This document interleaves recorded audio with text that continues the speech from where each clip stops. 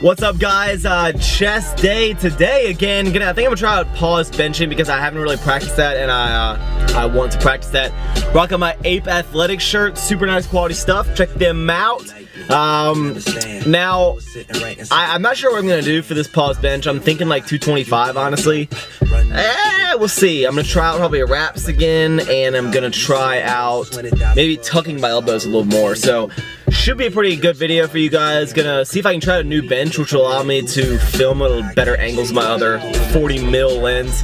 So enjoy the video, guys, and as always, leave your comments and stuff down below. If I don't respond to every single one of you, I still read every single comment, so I really appreciate all the feedback, and enjoy the video, guys.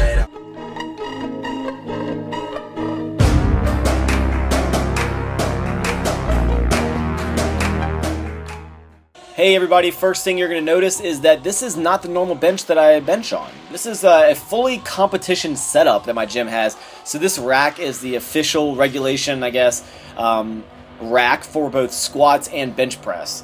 So very interesting, because this is exactly what I'll be using when I go to a competition. So that's kind of nice to get that feel, and I can also get some pretty good angles for you guys. Even though I did on one of my sets, I managed to not hit record, which I'm pretty pissed about. So what I'm trying out in this workout is pause benching. So I'm going to talk about that. I decided to wrap my wrists up when I got to the pause bench, but now I'm not using the gangster wraps because this is a little bit of older footage, so I wanted just to get you guys this, get you these clips before I do the gangster wraps review and kind of overview of that session. The wraps actually definitely helped this time. I kind of put them higher up my wrist so I didn't have any wrist flick. I also focused on tucking my elbows a little more. Now, the pause bench press is something that I have never done, so I didn't know what weight to do. As you guys know, I'm on a progression of doing 5x5, and I'm currently at about 235, 240 on that 5x5. Some days are stronger than others, but I wasn't sure what I was going to get on this, and 225 was almost scary because that's only 10 pounds less than I'm cranking out regularly. So pause reps, I was actually very surprised at how well I was doing this. Now, again, I'm not doing any sort of timed pause. I'm just kind of pausing for a second, going back up, making sure the bar comes to a complete stop. Didn't have any lift-offs until the last 2 sets, I believe. But I managed the 5x5. I think the last 2 sets I ended up getting like 4 reps maybe, so I guess technically I didn't get the 5x5, but I'm also tucking my elbows, which greatly helped. Really focusing on that. But these pause benchings, went great. And it's interesting because you get so caught up sometimes in your progression in your lifting. So let's say you're doing a 5x5, and every 2 weeks or every week you're progressing. You're doing 5x5, you're going up pounds, and then all of a sudden you're like, pause bench. That means I'm going to do less weight.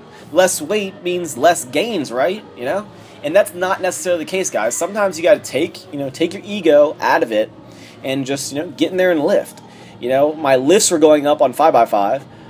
My legs weren't getting bigger, but my ego was getting bigger, and then this 225 was actually very, very beneficial because it helps you on the initial pressing. And obviously, pause bench not only is for competition. You don't just have to practice your pause bench for competition purposes. You want to practice it just because it can help you on the bottom portion of the lift to get that the press off. Again, very, very satisfied with this. So I guess that's, the topic of this video is going to be, pausing your progression or pausing your gains. Do you think it's beneficial to sometimes go a little bit backwards, take 1 step back to maybe take 2 steps forward? Look at this grinder. Good Lord. Does pause benching or anything really? If you did, deficit deadlifts, which I don't do, or like rack pulls, you may have to do less weight.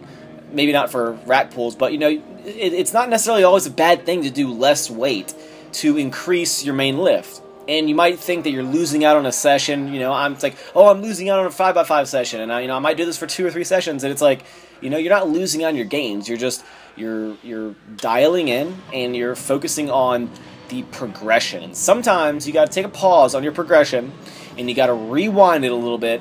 And then, so you can go forward. You got to go backwards a little bit so you can go forward. So that's going to be the question. Do you think it's beneficial to maybe sidetrack from your main progression and do accessory things that are going to directly help? And I'm not talking about cable flies. I'm talking about, for bench press doing pause bench, for squats doing pause squats, for overhead press maybe doing pause. So really pausing everything.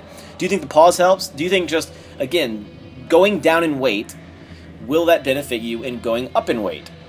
Do you, or do you feel that every time you do that, you're like, I'm losing all my gains, and then you just don't ever do anything besides just a regular bench press? So very interested in seeing your guys' comments about how my 225 win. And as always, I'll see you guys next time. Stay big.